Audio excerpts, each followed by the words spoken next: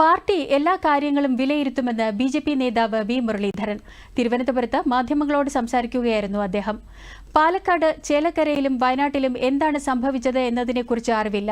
തെരഞ്ഞെടുപ്പുമായി ബന്ധപ്പെട്ട് പാർട്ടി തന്നെ ഏൽപ്പിച്ച ഉത്തരവാദിത്തം മഹാരാഷ്ട്രയിലായിരുന്നുവെന്നും വി. മുരളീധരൻ പറഞ്ഞു. തെരഞ്ഞെടുപ്പിന്റെ പ്രവർത്തനങ്ങളായിരുന്നു. അതുകൊണ്ട് പാലക്കാടും ചേലക്കരയും വയനാട്ടിലുമൊക്കെ പ്രചരണത്തിന് പോയി എന്നുള്ളതിനപ്പുറത്ത് വിശദാംശങ്ങൾ എനിക്ക് അറിയില്ല. അതുകൊണ്ട് ആ കാര്യങ്ങളൊക്കെ സംസ്ഥാന പ്രസിഡന്റ് ഞാൻ മനസ്സിലാക്കുന്ന ഇന്നലെ പറഞ്ഞിട്ടുള്ളതാണ്. കൂടുതൽ എന്തെങ്കിലും ഉണ്ടെങ്കിൽ അദ്ദേഹത്തിനോട് തന്നെ ചോദിക്കുന്നത് നല്ലതായിരിക്കും. തെരഞ്ഞെടുപ്പുകളിൽ ശ്രദ്ധ കേന്ദ്രീകരിച്ച സമയത്ത് അഭിപ്രായം ഞാൻ പറഞ്ഞിട്ടുണ്ട്. ഈ തെരഞ്ഞെടുപ്പിൽ പാർട്ടി എന്നെ ഏൽപ്പിച്ചത് ഞാൻ ഓഗസ്റ്റ് മാസം പകുതി തൊട്ട് ഈ കഴിഞ്ഞ ദിവസം വരെ 20-ാം തീയതി വരെ, 20-ാം തീയതിയായിരുന്നു മഹാരാഷ്ട്രയിലെ പോളിംഗ്. 20-ാം തീയതി വരെ ഞാൻ ബോംബെ കേന്ദ്രമാക്കിയിട്ട് മഹാരാഷ്ട്രയിലെ തെരഞ്ഞെടുപ്പാണ് ഞാൻ ശ്രദ്ധിച്ചത്.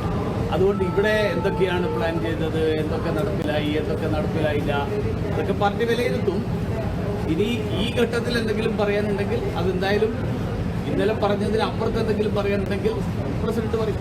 കഴിഞ്ഞ തെരഞ്ഞെടുപ്പിൽ 2019 തെരഞ്ഞെടുപ്പിലെ ജനവിധിയെ അട്ടിമറിച്ചുകൊണ്ട് കോൺഗ്രസുമായിട്ട് കൂട്ടുകൂടി ശിവസേന എങ്ങനെ ജനങ്ങളെ പിന്നിൽ നിന്ന് കുത്തി, അത് ജനങ്ങൾ പ്രതികരിച്ചു.